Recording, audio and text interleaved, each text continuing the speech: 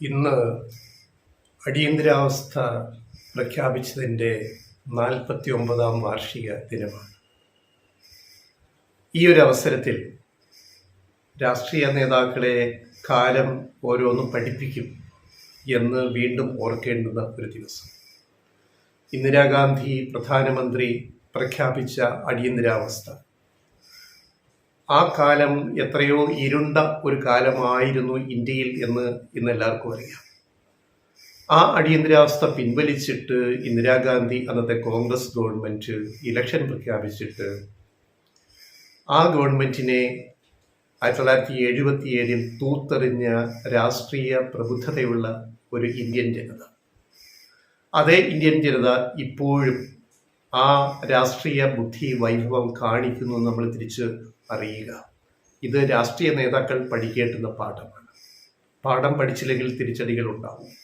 അതാണ് ഇക്കുറി BJP സർക്കാരിന്, സംഘപരിവാർ ശക്തികൾക്കും പ്രധാനമന്ത്രി നരേന്ദ്രമോദിക്കും സംഭവിച്ചത്. കേവല ഭൂരിപക്ഷം പോലും കൊടുക്കാൻ, ഭരിക്കുന്ന പാർട്ടി കൊടുക്കാൻ തയ്യാറാകാത്ത ഒരു ഇന്ത്യൻ ജനത, അവരെ നമ്മൾ നമിക്കണം. പ്രതിപക്ഷ സഖ്യം ഇന്ത്യ മുന്നണി കുറച്ചുകൂടി ബുദ്ധി പ്രയോഗിച്ചിരുന്നെങ്കിൽ BJPയുടെ നരേന്ദ്രമോദിയുടെ 3ാം ഗവൺമെൻറ് പോലും അധികാരത്തിൽ വരില്ലായിരുന്നു. ഫലത്തിലിപ്പോൾ 2 സഖ്യകക്ഷികളുടെ, നിതീഷ് കുമാറിൻ്റെയും ചന്ദ്രബാബു നായിഡുവിൻ്റെയും ദയാദാക്ഷിണ്യത്തിലാണ് നരേന്ദ്രമോദി എന്ന അതികായനായ പ്രധാനമന്ത്രി ഇപ്പം ഭരിക്കേണ്ടി വന്നത്. പറഞ്ഞു വരുന്നത്, അടിയന്തരാവസ്ഥയും അത് പ്രഖ്യാപിത അടിയന്തരാവസ്ഥ, പക്ഷെ മോദി സർക്കാരിൻ്റേത് അപ്രഖ്യാപിത അടിയന്തരാവസ്ഥയായിരുന്നു എന്ന് ഇന്ത്യൻ ജനത തിരിച്ചറിയുകയും അതിന് തക്ക മറുപടി ശിക്ഷ കൊടുക്കുകയും ചെയ്ത ഒരു രാജ്യത്താണ് നമ്മളിപ്പോൾ ജീവിക്കുന്നത്. പറഞ്ഞു വരുന്നത് അയോധ്യയെ പറ്റിയാണ്. മതവും വിശ്വാസവും കൂടി രാഷ്ട്രീയത്തിൽ കലർത്തിയിട്ട് വീണ്ടും വീണ്ടും അത് അധികാരം ഉപയോഗിക്കാമെന്ന് വിചാരിച്ച ഒരു പാർട്ടിക്ക്, സംഘപരിവാറിന് കൊടുത്ത ശിക്ഷയാണിത്. എന്തായി? രാമക്ഷേത്രം പ്രാണപ്രതിഷ്ഠ ഇലക്ഷനിൽ വിഷയമേ ആയില്ല. അത് വെച്ചിട്ട് വോട്ട് പിടിക്കാൻ കഴിഞ്ഞില്ല. രാമക്ഷേത്രം, പുതിയ പണിത ക്ഷേത്രം നിലനിൽക്കുന്ന അയോധ്യ ലോക്സഭയിൽ ഫൈസാബാദിൽ ജയിച്ചത് പ്രതിപക്ഷ പാർട്ടി, സമാജ്വാദി പാർട്ടി, BJP തോറ്റു തുന്നം പാടി. അതൊരു ശിക്ഷ. 2, അയോധ്യയിൽ രാംലല്ല പ്രാണപ്രതിഷ്ഠ, പ്രധാനമന്ത്രി കാർമ്മികനായിട്ട്, ഒരു രാഷ്ട്രീയ നേതാവ് അങ്ങനെ കാർമ്മികനാവാൻ പാടില്ല. ഒരു മതവിശ്വാസത്തിൻ്റെ പേരിൽ അങ്ങനെ ചെയ്യാൻ പാടില്ല. എന്നിട്ട് പോലും പ്രധാനമന്ത്രി നരേന്ദ്രമോദി മുൻകൈ എടുത്ത് കാർമ്മികനായിട്ട് പ്രാണപ്രതിഷ്ഠ, സഹകാർമ്മികരൊക്കെ ഉണ്ടായിരുന്നു, അവിടെ നടത്തിയിട്ട് 5 മാസം പിന്നിടുന്നു. 6ാം മാസത്തിലേക്ക് കടന്നിരിക്കുന്നു. ജനുവരി 22-നാണ് പ്രാണപ്രതിഷ്ഠ നടന്നത്. ഇപ്പം 5 മാസം പിന്നിട്ട് 6ാം മാസത്തിലേക്ക് പോകുന്നു. ഇപ്പം എന്താ സ്ഥിതി?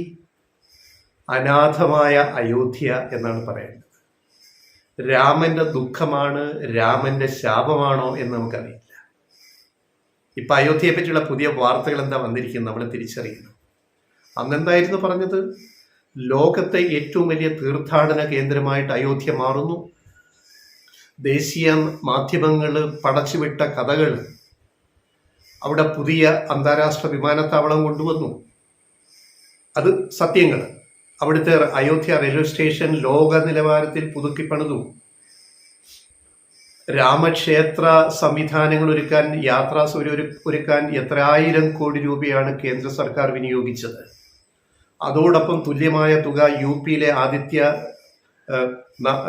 മുഖ്യമന്ത്രിയുടെ BJP ഗവൺമെൻറ് UPയിലെ ചെയ്തു.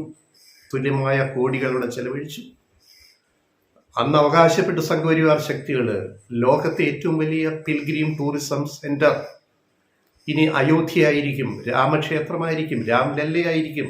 പ്രാണപ്രതിഷ്ഠയ്ക്ക് ശേഷം പ്രഖ്യാപിച്ചതാണ്.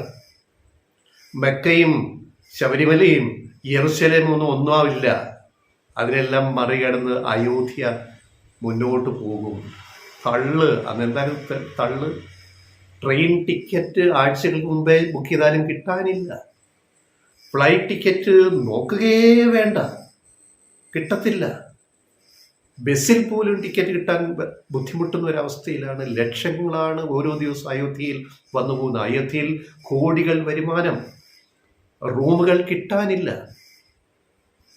മാധ്യമങ്ങളുടെ തള്ളായിരുന്നു. മാധ്യമങ്ങൾ തള്ള്, BJP തള്ള്, സംഘപരിവാർ തള്ള്, തള്ളി തള്ളി തള്ളി ഇപ്പോൾ അയോധ്യ എന്തായി, ഒരു തല്ലിപ്പൊളി വണ്ടിയായിട്ട് മാറി എന്നാണ് ഏറ്റവും കൂടുതലത്തെ കണക്കുകൾ സൂചിപ്പിക്കുന്നത്. ഇപ്പം അയോധ്യയിൽ ആരും വരുന്നില്ല കാര്യമായിട്ട്. റൂമെല്ലാം ഒഴിഞ്ഞു കിടക്കുന്നു. റെയിൽവേ സ്റ്റേഷനിലെ തിരക്ക് കുറഞ്ഞു, ഫ്ലൈറ്റുകളുടെ എണ്ണം കുറഞ്ഞു, ട്രെയിനുകൾ വെട്ടിക്കുറച്ചു, ബസ് റൂട്ടുകൾ വെട്ടിക്കുറച്ചു. എന്താ, വരാനാളില്ല, കാശ് കൊടുക്കാനാളില്ല. അയോധ്യ അനാഥമായിക്കൊണ്ടിരിക്കുന്നു.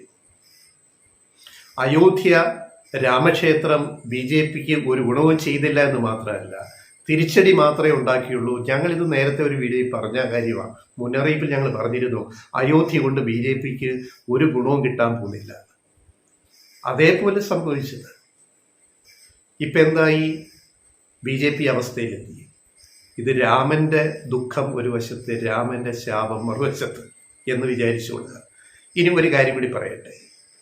ഈ രാമന്റെ ദുഃഖം എന്ന ലക്ഷങ്ങൾ കോപ്പികൾ വിറ്റുപോയ ഒരു പുസ്തകം മലയാളത്തിലുണ്ട്. നമ്മുടെ മലയാളി വായനക്കാർക്ക് ഓർമ്മയുണ്ടാവും. രാമന്റെ ദുഃഖത്തിൻ്റെ എത്ര പതിപ്പുകളാണ് ആ സ്ഥാപനം, അത് പബ്ലിഷ് ചെയ്ത മീഡിയ സ്ഥാപനം ഇറക്കിയെന്നുള്ള കണക്കുകളൊക്കെ അന്ന് വന്നിട്ടുണ്ട്. രാമന്റെ ദുഃഖം എഴുതിയ ആൾ ഇന്ന് ജീവിച്ചിരുന്നില്ല. അദ്ദേഹം ഒരു മാധ്യമ സ്ഥാപനത്തിൻ്റെ മേധാവിയായിരുന്നു. അദ്ദേഹത്തിൻ്റെ കാലശേഷം അദ്ദേഹത്തിൻ്റെ മകൻ അതിൻ്റെ മേധാവിയായിട്ട് അവിടെ ഇരിക്കുന്നുണ്ട്. അദ്ദേഹം ഇപ്പോൾ ഈ മകൻ ഈ രാമന്റെ ദുഃഖം എടുത്തൊന്ന് വായിക്കുന്നുണ്ടാവുമോ? രാമന്റെ ശാപം എന്താണെന്ന് ഒന്ന് നോക്കുന്നുണ്ടാവുമോ ആ മാധ്യമ സ്ഥാപനം? അവരെങ്കിലും ഈ രാമന്റെ ദുഃഖം കാണാൻ ശ്രമിക്കുക. കാരണം അവർ രാമന് വേണ്ടി, സംഘപരിവാറിന് വേണ്ടി ഇങ്ങനെ എഴുതി നിറയ്ക്കുന്ന പത്രവും ചാനലും ഒക്കെയുള്ള ഒരു വലിയ മാധ്യമ സ്ഥാപനമാണത്. അപ്പൊ ഇപ്പൊ രാമന്റെ ദുഃഖം ഏറ്റവും ഒരു വലിയ ഘട്ടത്തിലെത്തി നിൽക്കുകയാണ്. രാമന്റെ ദുഃഖം, രാമനെ കാണാൻ ആള് വരുന്നില്ല. അപ്പൊ അതിനെപ്പറ്റി കൂടി കൂടുതൽ എഴുതാൻ ഈ മാധ്യമ സ്ഥാപനങ്ങള്, ഈ മാധ്യമം പ്രത്യേകിച്ച് തയ്യാറാകുമ്പോൾ ഒരു കാര്യം കൂടി പറഞ്ഞത് അവസാനിപ്പിക്കാം. ലേറ്റസ്റ്റ് വാർത്ത എന്താണ്? രാമക്ഷേത്രം ചോരുന്നു. അത് നമ്മൾ കണ്ടോ പ്രേക്ഷകരാരെങ്കിലും? ഇന്നത്തെ വാർത്തയാണ്. രാമക്ഷേത്രം ചോരുന്ന എവിടെയാണ്? പ്രധാന പ്രതിഷ്ഠ നരേന്ദ്രമോദി പ്രധാനമന്ത്രി നടത്തിയിടത്താണ് വലിയ ചോർച്ച. കെട്ടിടം പണിത് 6 മാസം പോലും ആവുന്നില്ല പ്രാണപ്രതിഷ്ഠ നടത്തിയിട്ട്. മഴക്കാലം മൺസൂണങ് എത്തി UP-യിൽ. നമ്മുടെ തീരം തൊട്ട് കഴിഞ്ഞ 1 മാസമായിട്ട് മഴ വടക്കേ ഇന്ത്യയിലേക്ക് എത്തിയിരിക്കുന്നു. UP-യിലെത്തി, അയോധ്യയിലെത്തി, രാംലല്ലയിൽ രാമക്ഷേത്രത്തിന് മുകളിൽ മഴ പെയ്യുന്നു.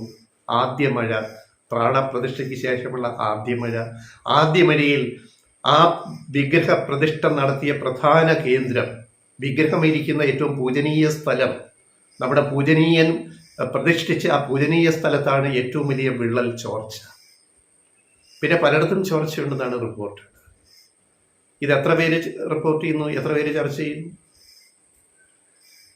പിന്നെ അവിടെ ഡ്രെയിനേജ് സിസ്റ്റം ഇല്ല എന്നാണ് അറിയുന്നത്. മഴ പെയ്തപ്പോൾ വെള്ളം മുഴുവൻ കെട്ടിക്കിടക്കുക അയോധ്യയിലെ ക്ഷേത്ര വളപ്പിൽ. ഡ്രെയിനേജ് കൃത്യമായിട്ട് ചെയ്തിട്ടില്ലെന്നാണ് ക്ഷേത്ര ഭാരവാഹികൾ പറയുന്നത്. ഞങ്ങളല്ല പറയുന്നത്. ചോരുന്ന കാര്യവും ഡ്രെയിനേജ് ഒഴുകി പോകുന്നില്ല വെള്ളം എന്ന കാര്യവും അവിടെ ഇപ്പൊ പറഞ്ഞതാരെന്ന് വെച്ചാൽ ആചാര്യ സത്യേന്ദ്രദാസ്, അതായത് രാമക്ഷേത്രത്തിലെ മുഖ്യ പൂജാരി, ചീഫ് പ്രീസ്റ്റാണ് പറഞ്ഞിരിക്കുന്നത്. നമ്മുടെ ശബരിമലയിലെ തന്ത്രിയോ മേൽശാന്തിയോ പോലുള്ള ആ സ്ഥാനത്തിരിക്കുന്ന ആളാണ് പറഞ്ഞിരിക്കുന്നത്. രാമക്ഷേത്ര മേൽക്കൂര ചോരുന്നു, വലിയ ചോർച്ചയാണെന്ന് പറയും. ഇതൊക്കെ കാലം കാത്ത് വെച്ചിരിക്കുന്ന ചില ശിക്ഷയാണ്. നമ്മുടെ രാഷ്ട്രീയ നേതാക്കൾ, അത് ഇന്ദിരാഗാന്ധി ആയാലും നരേന്ദ്രമോദി ആയാലും നാളെ വരുന്ന ഇന്ദിരാഗാന്ധിമാരായാലും നരേന്ദ്രമോദിമാരായാലും പഠിക്കേണ്ടുന്ന ഒരു വലിയ പാഠമാണിത് എന്നാണ് ഞങ്ങൾക്കിവിടെ പറയുന്നത്.